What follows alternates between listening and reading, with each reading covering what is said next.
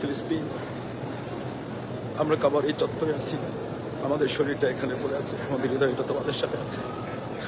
আমরা আসবো, আমরা হয় তোমাদের সাথে গাজী হবো, আমরা হয় তোমাদের সাথে শহীদের কাতারে মিলিত হবো। তোমাদেরকে হারাতে পারো না, তোমরা হারলে হেরে যাবে পৃথিবী।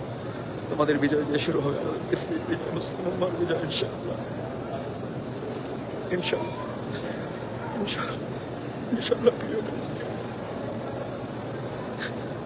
ফিলিস্তিনের জন্য পুরো পৃথিবী মুসলিম উম্মাহ একত্রিত হওয়া খুব জরুরি হয়ে পড়েছে। কালকে আমাদের দিন আমরা আল্লাহর কাছে কি জবাব দিব, কি বলবো আপনার কাছে? আমরা এই কথা বলবো, তারা রক্ত দিয়েছে, চোখে পানি দিয়েছে। ফিলিস্তিন, আমার প্রিয় ফিলিস্তিন, আমার প্রিয় ফিলিস্তিন, আল্লাহ আমাদের প্রিয় ফিলিস্তিনকে দয়া করুন। আল্লাহ ফিলিস্তিনকে দয়া করুন। নিজের কোনো কথা বলার সময় পরিবারের কথা এখন বলতে ভুলে গেছে। প্রিয় বাংলাদেশের কথা আবার বলতে ইচ্ছে। ফিলিস্তিন, প্রিয় ফিলিস্তিন,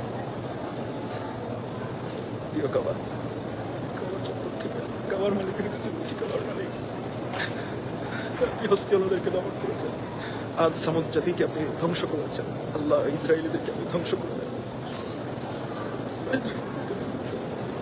আল্লাহ নেতানিয়াহুর মতো এক নরপিশাচকে আপনি ধ্বংস করে দেন।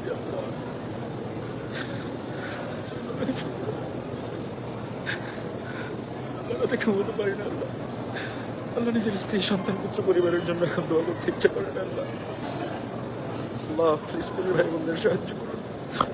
আল্লাহ আমাদের আর কিছু করার থাকলে আপনি আমাদের সামর্থ্য দান করুন। আল্লাহ আমাদের সামর্থ্য দান করুন। আল্লাহ আপনি আমাদের সামর্থ্য দান করুন।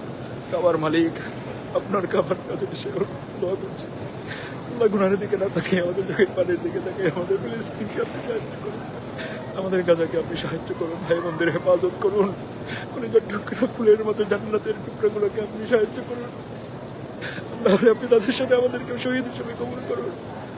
তাহলে আমাদের সবাইকে মিলে গাজী হওয়ার তৌফিক দান করেন।